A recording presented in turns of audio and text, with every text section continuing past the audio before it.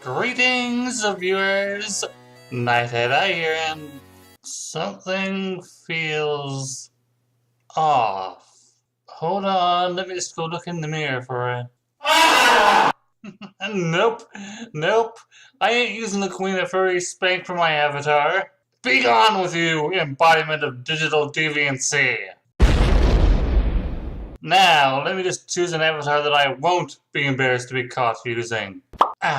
Much better. Now, as I was saying, this is Nighthead welcoming you to my first quick commentary of the year. I'll be commentating on WatchMojo, who did a video in June of 2017, the subject being the top 10 Digimon villains. Seeing as how there are really only 2 entries I took issue with, I'm not going to be covering the entire list. But before I actually cover any of their entries, I want to respond to their setup here. For this list, we're looking at the best villain characters from across the Digimon franchise, both human and monster. Since we'll be going into detail about what makes these bad guys such examples of digital dastardliness, expect a few spoilers down the line.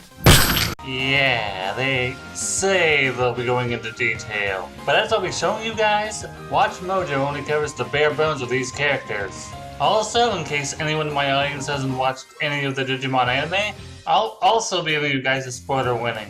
Number 10, Dr. Kurata and Belphemon. If there's a victim you should feel sorry for in this little story, it's me. And just what do you mean by that, Kurata? One is a legendary being known for its unparalleled thirst for destruction, and the other is a cowardly human researcher with delusions of grandeur. Put them together, and what do you get? Enough brain and brawn to ruin both worlds. Send the second platoon and tell them to show the Digimon no mercy. Due to his megalomaniac tendencies and utter fear for Digimon in general, Dr. Kurata decides to use Belphemon's untold power to try and make his twisted dreams a reality, even if he ends up as nothing more than a face inside the belly of the beast. While they aren't wrong about Kurata being an egomaniac who revived an incredibly powerful Mega to conquer the world, they leave out a lot of what makes Kurata a great villain. When he first shows up, Kurata presents himself as a Digimon researcher to the organization Deus Squad, convincing him that Digimon hate humans so much, they will continually attack the physical world no matter how many times they are sent back, and that the Deus Squad has to venture into the digital world and fight with their leader Marukimon.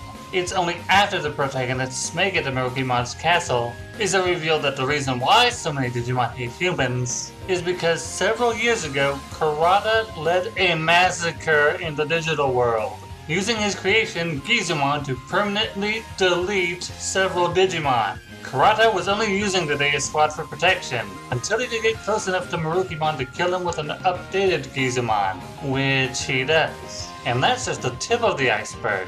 Kurata manages to reveal the existence of Digimon to the public, portraying them as dangerous monsters and Deus Squad as a criminal organization. He also blackmails the protagonist Thomas into working for him, with the promise that he will cure his terminally ill little sister by splicing her DNA with the data of one of the main Digimon he has captured, thereby turning her into what is known as in the series as a biohybrid. Did I mention this guy put a collar on her neck that will inject her with an insta-kill poison if Thomas ever betrays him? Yeah, Kurata is considered one of the most hateable Digimon villains ever. Which leads me to ask, why is he only at number 10? Dragon Wheel!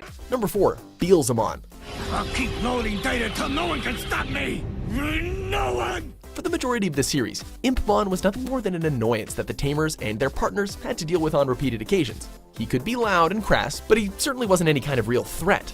That is, of course, until he digivolved into his mega form, got himself a motorcycle, as well as a brand new murderous attitude. Then, he became very threatening.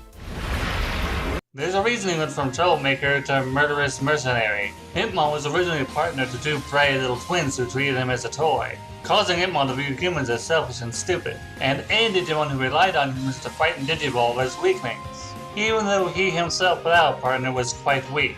And this all came to a head when the Deva Indramon mocked him for being unable to fight against him, and gave Impmon the desire to digivolve.